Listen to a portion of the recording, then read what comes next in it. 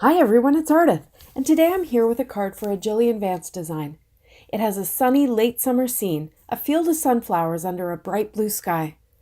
I don't usually do coloring videos because I am not a coloring expert, but I do have a few tips for you for using stamps to create a scene like this one. I started with the sunflower stamp from the new Best of Fall stamp set. I knew I didn't want the pot, so I carefully cut it off with a pair of sharp scissors. But oh, I have a fun idea for the full stamp. You'll see me piece it back together for a future card. If stamp surgery is not for you, that's okay. You just need to do a bit more masking than I did. I stamped the flower onto a pad of sticky notes, and then I cut 3 masks all at once. This is a great time-saving tip, especially if you're like me and you don't really enjoy fussy cutting. These are full back sticky notes, and I made sure to stamp so that part of the sunflower is on the edge that isn't sticky, so that I'll be able to easily pull the masks apart. You could cut more masks and mask every flower as you go along, but I find when I'm building a scene like this, 3 is generally enough. I started by stamping a few sunflowers near the bottom of my panel, and then I covered a couple that were close together and stamped some more. I saw a couple of small smudges on the panel, and sometimes my stamping wasn't perfect, but because I colored everything in with my Copic markers, those imperfections just disappeared.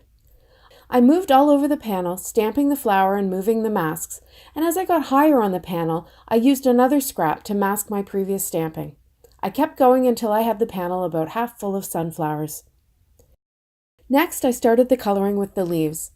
I watched a video earlier this week that had a neat watercolor trick in it, and I applied it here with my Copic markers. I colored the leaves with mid and light greens, and then I went in around them with the darkest green. This is called negative coloring, and it helps the lighter areas to pop. And it makes sense that it would be dark in these areas anyway, since the flowers would be blocking the sun quite a bit. But I really didn't get hung up on the light source or shadows too much. When the leaves were done, I started on the yellow petals. I used a dark bright yellow to flick color on the top layers of petals on each flower and to color the tips of the underneath petals. This helped to give a bit of dimension. When I finished with the dark yellow, I went back and flicked a brighter lemon yellow all over the petals. This is a really easy way to give a lot of variation in the color without having to be too precise.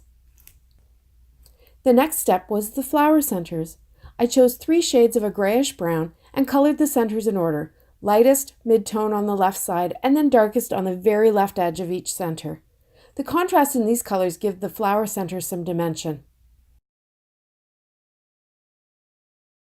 At this point, the field of sunflowers is very pretty, but really what makes them pop in real life, in my opinion anyway, is a bright blue sky. I made sure that my pale blue marker was filled up and juicy and just filled in the rest of the panel. I wasn't worried too much about even coverage because I knew I was going back in with a fun technique that I've seen other card makers use. When the sky was covered with blue, I got my colorless blender and I started making dots all over the sky. The blender lifts or bleaches out the blue and leaves little white spots. You can vary them by holding the marker in one place for longer or shorter periods of time, and the more variation there is, the prettier the sky becomes. I think it makes the sky look sparkly. To finish the card, I cut down the panel with 2 stitch dot rectangle dies. I glued the frame piece directly to a white card base. I stamped a sunny sentiment from the Aloha Stamp Set onto the smaller panel and then popped it up with foam tape. I added some diamond stickles to the sunflower centers for some sparkle. And that's it. The masking takes some patience and time, but it's a simple process and it results in a happy, sunny, late summer scene. I hope you enjoyed this video. Supply links are below and on Jillian's blog. Thanks so much for watching. Have a great day.